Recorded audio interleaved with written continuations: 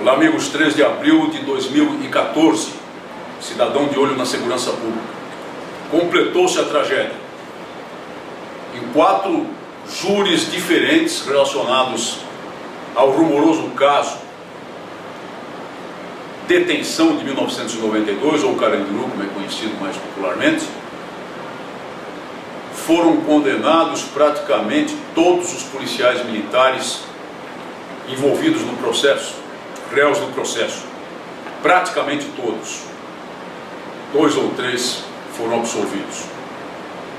Uma verdadeira chacina judiciária, baseada em processos em que claramente os direitos da defesa foram metodicamente negados no trabalho do júri, na atuação do júri, e que obviamente serão objeto de anulações posteriores, em que eu acredito firmemente. Não acredito que o Tribunal de Justiça do Estado de São Paulo mantenha essas sentenças, tendo em vista a negação de direitos sistemática produzida nesses foros em relação à defesa. Mas condenaram-se centenas de policiais militares,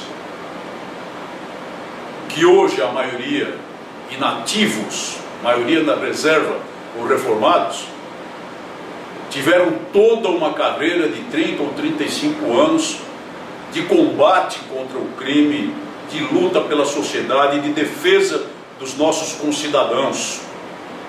E agora são massacrados num julgamento político. E é tão político que a promotoria declarou com todas as palavras que é um julgamento político. Denúncias por blocos, denúncias em massa, denúncias coletivas, sem individualização que se exige num caso de homicídio. Denúncia por pavilhão, denúncia por lote, e a falta de condições para a defesa exercer o seu trabalho e a sua missão, induzindo jurados a produzir essas condenações. Condenações que não só, se mantidas, levarão a longo tempo de prisão, longo tempo de reclusão, esses combatentes da ordem pública, esses combatentes pela sociedade, como também destruirão a vida deles completamente, porque seguramente acabarão promovendo a perda do cargo público, a perda da patente dos oficiais, a perda da graduação das praças.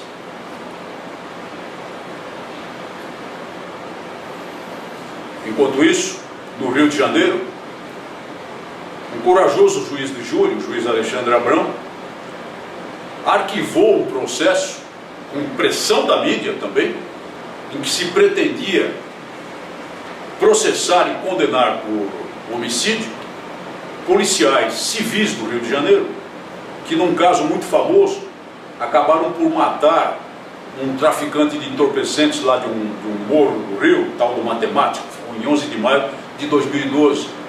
Certamente se lembrarão que foi uma operação do helicóptero da Polícia Civil, que dava cobertura a uma ação da Polícia Civil para a prisão de traficantes naqueles morros, e foi hostilizado por fogo de armas automáticas a partir do chão. Os policiais se defenderam, mataram esse traficante, porém, diziam lá que colocaram em perigo, colocaram em risco as vidas de pessoas da comunidade. Comunidade agora é a expressão politicamente correta para as favelas, porque alguns disparos teriam atingido habitações das imediações. E queriam massacrar esses policiais também. Queriam processá-los, condená-los, expulsá-los. E esse juiz, atendendo também a manifestação do Ministério Público, na pessoa da promotora Valéria Videira, brava promotora que sabe ver a realidade, impronunciou os réus, não vão nem a júri, enquanto aqui em São Paulo se massacram no júri os combatentes da ordem pública. A atuação do crime organizado em todo o país, especialmente em São Paulo e no Rio de Janeiro, a atuação do crime organizado nas prisões, onde os chefões mantêm o domínio e o comando, que se traduziu naquele caos de 1992 e levou esses policiais à situação que hoje vivem, é mais do que fartamente documentada. E agora vem a público uma investigação relacionada com esses chefões do crime organizado, que termina em uma prisão em flagrante de 50 pessoas no sábado passado. 50 pessoas que numa determinada localidade aqui se articulavam para assassinar policiais militares. Eram lideranças do crime organizado, reunindo novos